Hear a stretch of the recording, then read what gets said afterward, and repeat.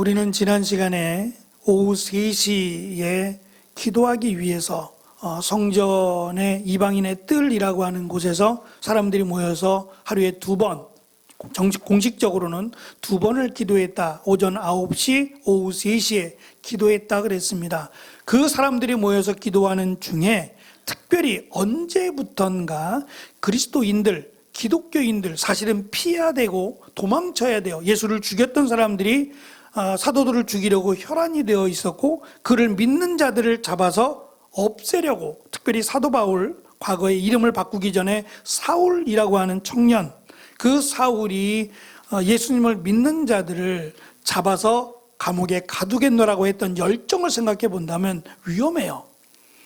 그렇게 모여있다라는 것, 모습을 드러낸다는 것 자체가 위험한 때임에도 불구하고 사람들이 점점 모여서 기도하기를 시작해서 오히려 유대인들보다 기독교인들이 더 열심히 모여서 기도했다라고 하는 약간은 이상한 모습, 믿음이 아니고서는 이해할 수 없는 모습을 보였다고 했고, 특별히 오후 3시에 기도하기 위해서 올라가던 베드로와 요한이 날 때부터 안진뱅이였던 사람의 손을 잡고, 나는 비록 금과 은 아무것도 너에게 줄 것이 없지만 오직 나사렛 예수 그 이름의 권세로 일어나 명하노니 일어나 걸으라고 하며 그 손을 잡아 일으켰을 때 그가 일어났다고 했습니다. 걷고 뛰며 하나님을 찬양했다고 했습니다. 그 모습이 또는 그 소문이 갑작스럽게 퍼져나가서 오늘 말씀에 보면 11절에 베드로와 요한을 꼭 붙들고 놓지 않았다 그랬어요. 왜 그랬을까요? 뻔한 이야기죠. 우리도 고쳐달라는 거 아니에요. 저 사람의 날 때부터 안진병이었던 병을 고쳤다면 저 사람보다 조금 못하면 더 쉽게 날 수 있지 않겠는가? 그러니 우리의 병을 고쳐달라라고 하는 요구를 하기 위해서 붙잡았어요. 근데 성경은 거기에 대해서 그들이 이 모인 사람들을 다 고쳤더라 이런 내용이 없어요. 고쳤는지 안 고쳤는지는 중요하지 않다는 얘기예요. 고쳤을 수 있어요. 그러나 그것이 중요하지 않다라는 것 때문에 누가는 그 내용을 기록하지 않습니다. 그리고 마침 이들이 솔로몬의 행각이라고 하는 곳에 모여 있었다라고 설명을 해요. 솔로몬의 행각이 어디냐면, 지난주에 제가 지도를 잠깐 보여드렸는데 제가 동그라미 3개를 이렇게 그렸고 가운데 조금 두꺼운 작은 동그라미가 있고 11번이라고 숫자가 있어요. 보이시나요? 그 11번이 작은 곳이 미문이에요. 여기에서 이제 안진뱅이를 일으켜 세웠던 곳이고, 그 미문 정면으로 보이는 곳이 솔로몬의 행각이라고, 그래서 동쪽 솔로몬의 행각, 오른쪽에 보시면 왼쪽이 되나요? 오른쪽에 보시면 그 오른쪽에도 북쪽 솔로몬의 행각이라고 돼 있어요. 맞은편에 서쪽 솔로몬의 행각이라고 돼 있죠. 그러니까 솔로몬의 행각이 이렇게 그 예루살렘 성전 전체의 외곽을 둘러싸고 있어요. 특별히 동쪽이라고 돼 있는 이것이 지금 미문 앞에서 베드로와 요한이 서 있었던 거예요. 근데 이쪽이, 이 뒤편은 지금 나와 있지 않은데, 이 동쪽 솔로몬의 행각 뒤가 뭐냐면 기본 기드론 골짜기가, 이 뒤쪽이 다 골짜기인데, 이 기드론 골짜기가 구약 시대로 넘어가서 이스라엘 백성들이 포로로 잡혔다가 신약으로 넘어오면서 이 기드론 골짜기가 사실은 시체가 있는 곳이에요.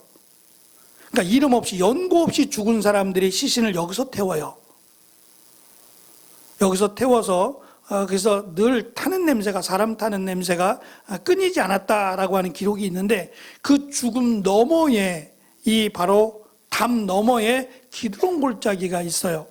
솔로몬 행각이 어떻게 생겼냐면 이렇게 생겼어요. 그러니까 한쪽이 이렇다고 보시면 돼요. 이렇게 호화로웠는지는 모르겠어요. 흔적이 없다 그랬죠. 흔적은 없고 그냥 모형만이 작게 남아 있어서 이거 3D로 복원하면서 이렇게 생겼을 것이다 라고 생각을 해요.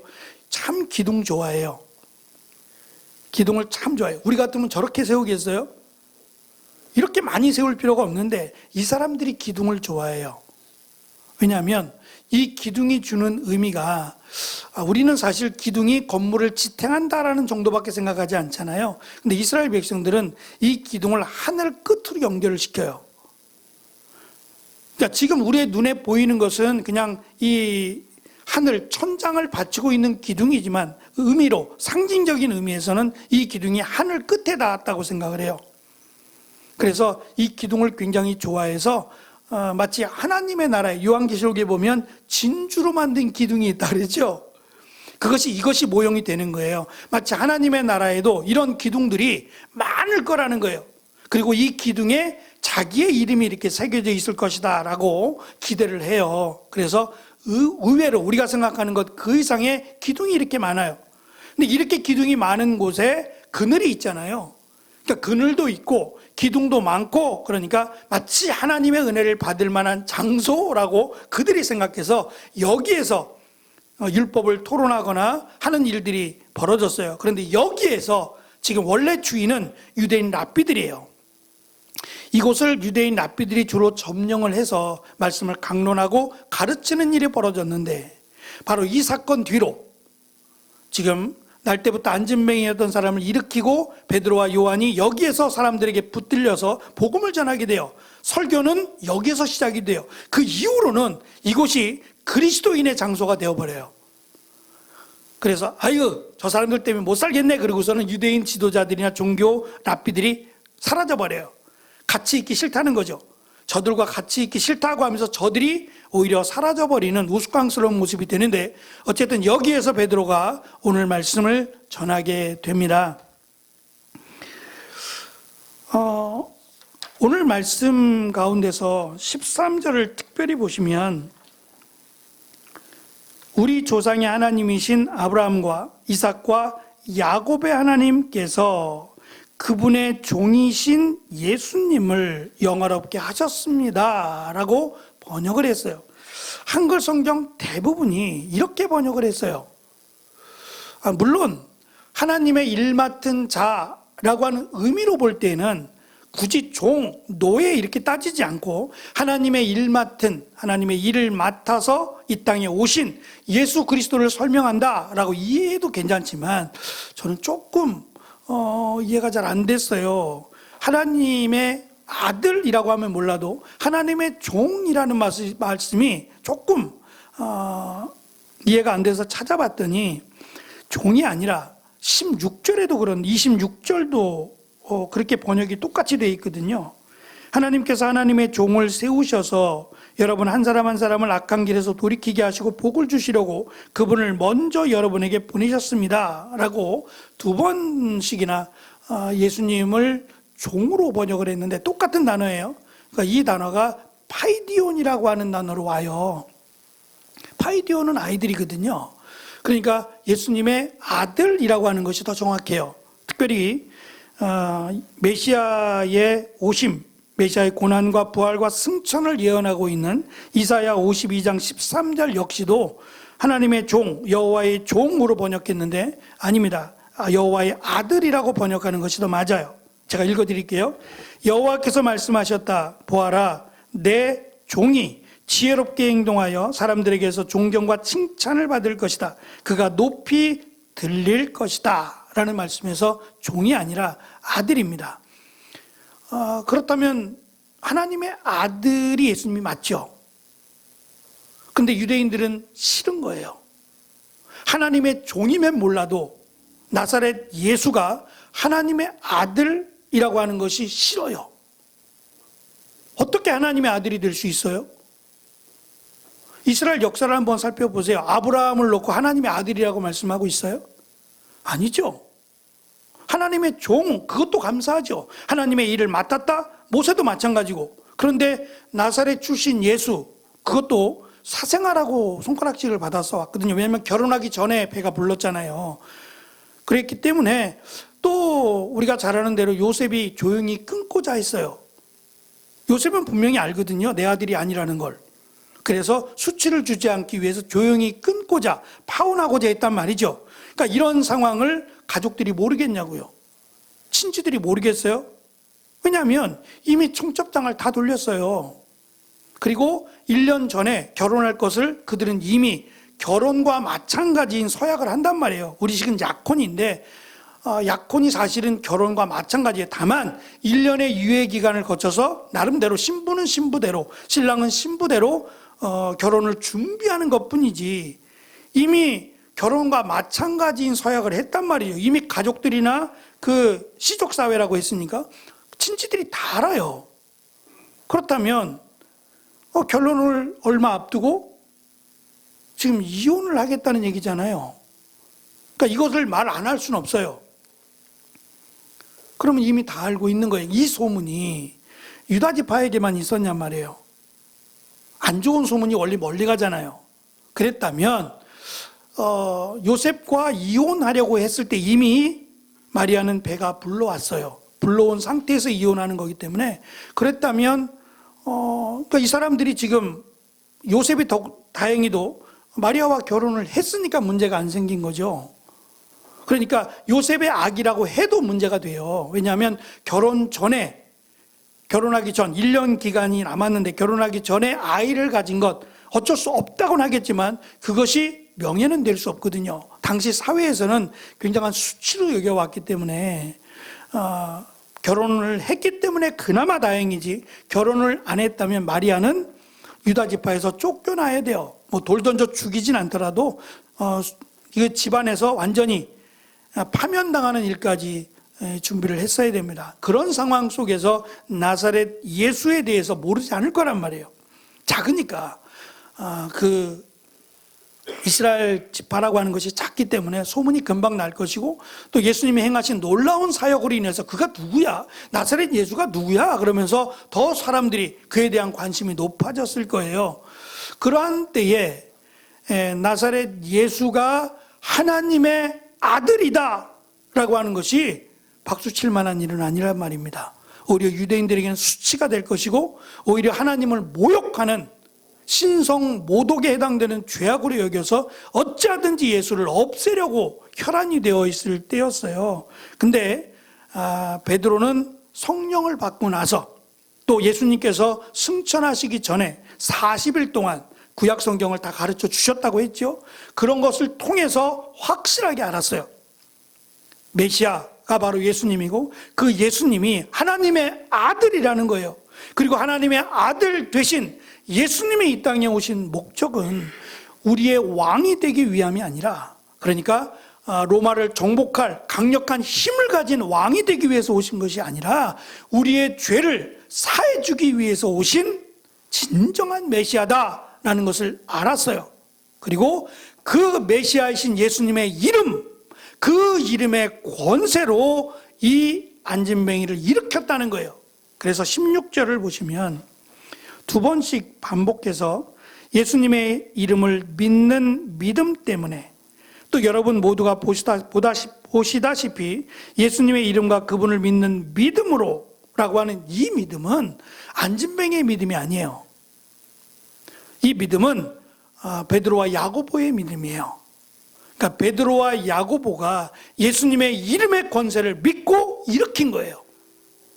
그런데 마치 우리가 일으킨 것처럼 우리가 이 기적을 행한 것처럼 왜 우리를 주목하느냐는 거예요.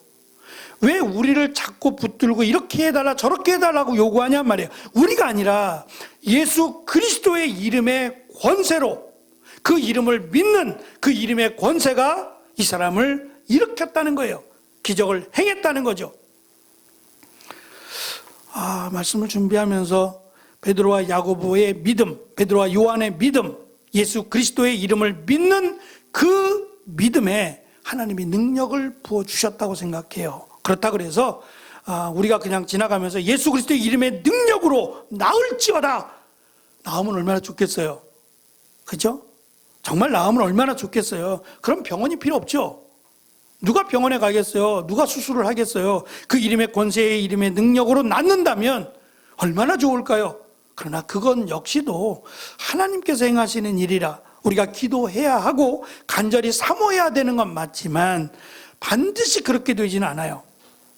또 한 가지는 우리가 잘 아는 12년 동안 혈루증이라고 하는 피가 멈추지 않는 병이에요.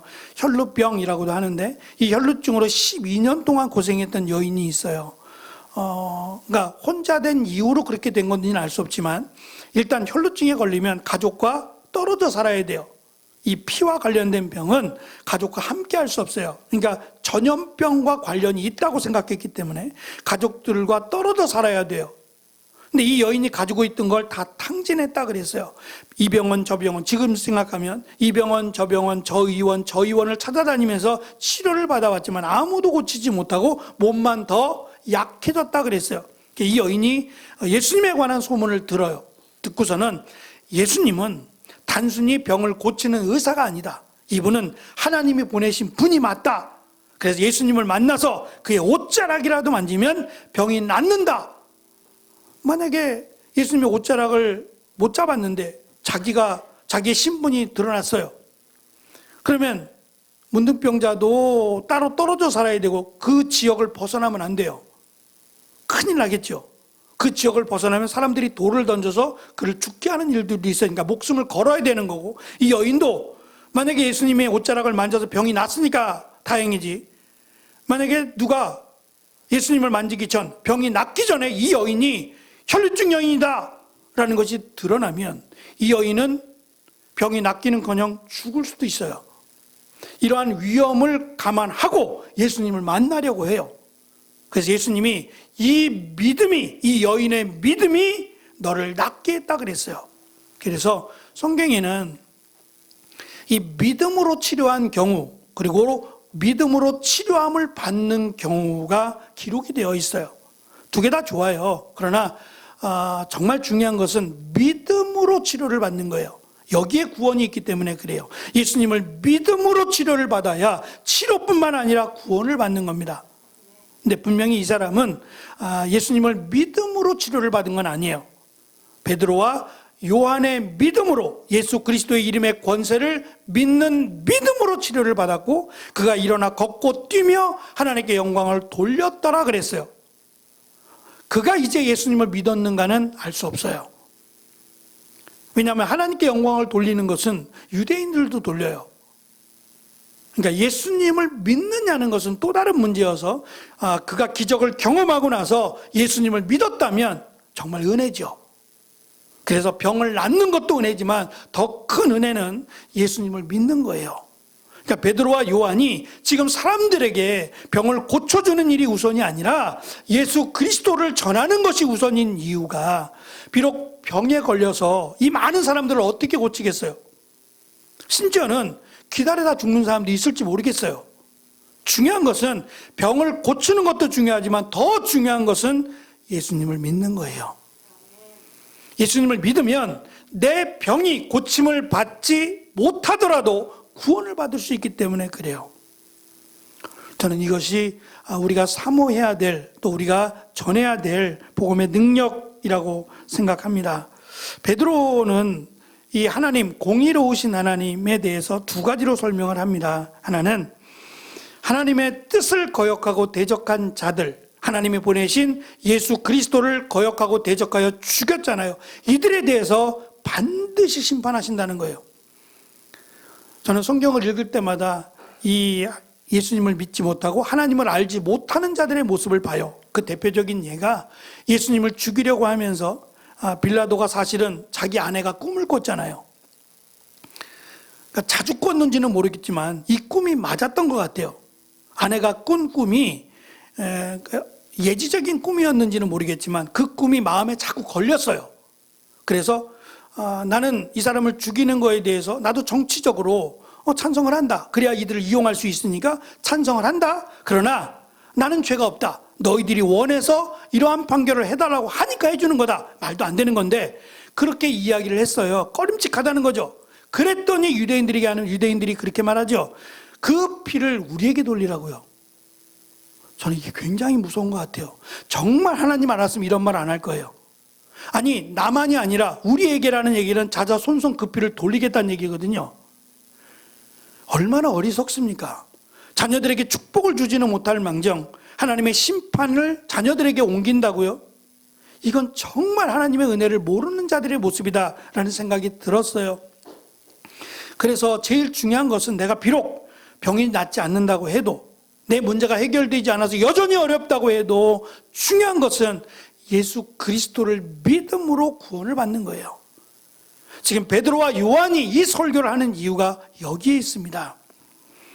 두 번째는 베드로는 예수님에 대해서 생명의 주라고 하는 말을 해요.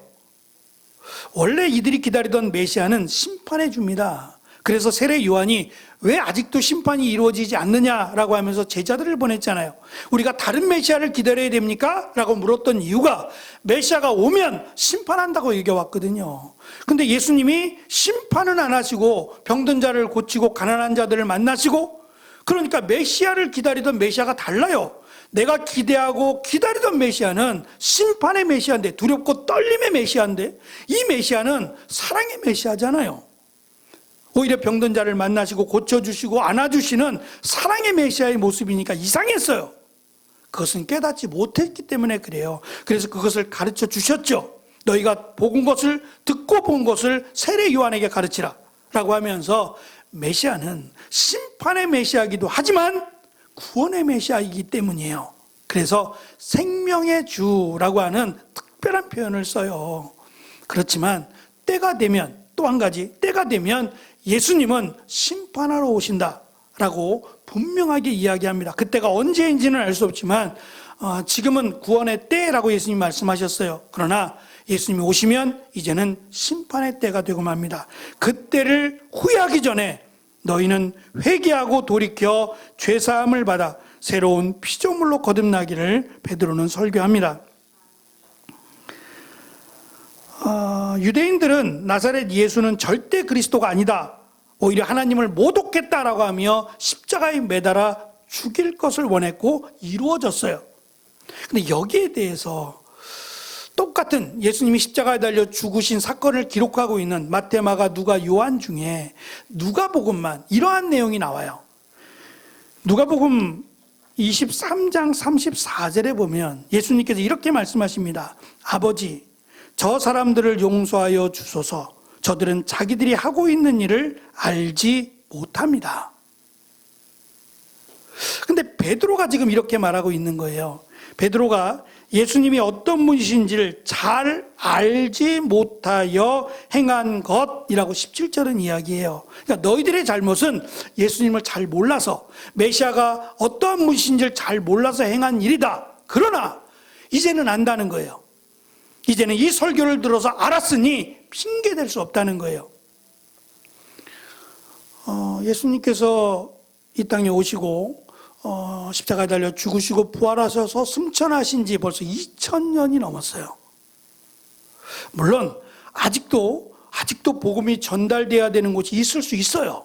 땅끝이라고 하는 복음이 필요한 곳이 있을 수 있어요. 그곳을 향해서 선교사님들이 복음을 전하지만 제가 알기로는 이제는 더 이상 복음이 안전해진 곳은 없어요.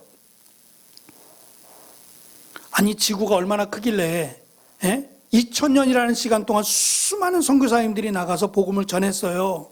그런데 복음이 아직도 안전해진 곳이 있을까요? 정말 사람이 닿지 않는, 사람이 갈 수 없는 미지가 아니고서는 아마 거의 대부분 다 갔을 거예요. 문제는 관심이 없어요. 저희 아버님이 31년 전에 돌아가셨어요. 그러니까 결혼하고 그 다음에 돌아가셨어요. 그래서 하경이를 못 봤는데 좀 일찍 돌아가신 거죠. 형제들이 6남매인데 6남매 중에 장남이셨는데 너무 빨리 돌아가셨으니까 60에 돌아가셨으니까 60에 돌아가셨는데 그 형제들은 이제 한 분 살아 계세요. 2녀, 3남 2녀, 아버님까지 하면 4남 2녀인데 제가 시간을 돌이켜 30년이라는 시간을 돌이켜서 이렇게 보니까 최 씨가 독하구나 이런 생각해봐요. 왜 그러냐면 이 6 형제 중에서 예수님을 믿는 가족들은 저희밖에 없어요. 6 형제 중에, 아버님 형제 6 중에 예수님을 믿고 그 중에 목사가 나오거나 그 중에 직분을 받은 사람들은 저희 가정밖에 없어요.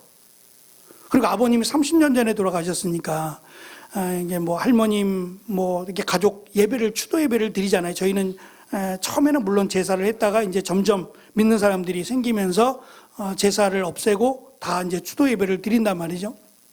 이분들이 그게 못마땅해요. 제사상을 차렸으면 좋겠는데 제사상은 안 차리고 예배상을 차리니까 아니 뭐 그래도 어떻게 해요? 자식들이 그렇게 하겠다는데 그게 처음에는 이게 불만의 소리를 내시다가 차츰 이제 그분들도 그냥 따라줬어요. 그것도 감사한데 모일 때마다 형제들이 그러니까 아버님 형제 고모가 됐던 뭐 작은 아버님이 됐던 모일 때마다 사실은 저희 형제들이 복음을 전했어요. 징글징글하게 안 믿고 지금 한 분 남았어요. 고모님 한 분 남았는데 성당을 다니세요. 그래서 뭐 얘기도 하고 했는데 아무도 안 믿어요. 심지어는 제가 알기로는 자식들도 안 믿어요. 그 제가 느낀 것이 힘든 거구나. 가족들이 예수님을 믿는다는 것이 참 힘든 거구나라는 걸 다시 한번 생각했어요. 쉽지 않구나. 더 많은 노력이 필요하고 더 많은 기도가 필요한 것도 맞지만 예수님에 대한 관심이 이렇게 없고 그냥 교회가 얼마나 많아요. 조금만 움직이면 교회 아니겠어요? 그런데 그 교회, 우리 교회 나오라는 것도 아닌데 그 교회에 발을 들여놓기가 이렇게 힘든구나 라는 생각을 하면서 믿음의 성도들이 참 귀하다 생각을 해요. 이제 김진찬 성도님 생각이 났어요. 어머니가 교회 다녔다고 너 교회 다니라고 했던 것이 생각난다고. 이게 제가 생각해 보니까 보통 일이 아닌 것 같아요. 믿음의 자리에 선다는 것, 이게 너무너무 귀한 일이구나. 베드로가 이렇게 말합니다. 너희는 잘 알지 못하여 행했다. 그러나 이제는 안 된다는 거예요. 그때는 정말 예수님을 잘 몰라서 심판의 메시아를 기다렸는데 사랑의 메시아, 생명의 메시아가 오셨기 때문에 너희들이 잘 몰라서 행한 어리석은 일이라면 그래, 이제라도 기회가 있으니까 이제는 회개하고 돌이켜라. 더 이상은 안 된다는 거예요. 더 이상은 잘 몰라서요. 제가 잘 몰랐거든요. 이 말이 안 통한다는 거예요. 하나님의 나라에 갔을 때 제가 잘 몰라서요, 잘 못 들어서요 라는 말이 통하지 않을 거라는 거예요. 이제는 믿는 것밖에는 안 된다는 거예요. 그래서 우리가 조금만 관심을 가지면, 제가 그 생각 별표를 해놨어요. 조금만 관심을 가지면, 한 번쯤이라도 교회에 나가 본다면 그게 그렇게 어려울까요? 한 번 교회에 나가 주더라도 한 번 교회에 나가는 게 그렇게 어려울까요? 왜 그렇게 못 나갈까? 어떤 분들은 그런 얘기해요. 신발부터 가져온다고. 남편이 안 믿으니까 남편의 신발을 들고 와서 신발을 그 의자 밑에다 내려놨어요. 이게 뭐예요? 그랬더니 남편 신발부터 먼저 갖다 놨다고. 얼마나 간절하면 그럴까 싶어요. 얼마나 간절하면 여기에 하나님의 은혜를 부어주셔서 예수 그리스도의 이름의 권세로 그 사람의 마음을 꺾어주시든 그 사람이 주님께로 나아오든 이 놀라운 능력이 여러분들에게 있기를 베드로는 강하게 권면해요. 그런데 그 다음의 내용, 오늘 주보를 보시면 다음에 우리가 함께 나눌 말씀에 대한 제목이 그냥 성경대로 제가 붙여놓는데 바로 베드로와 요한의 신분이라고 나오죠.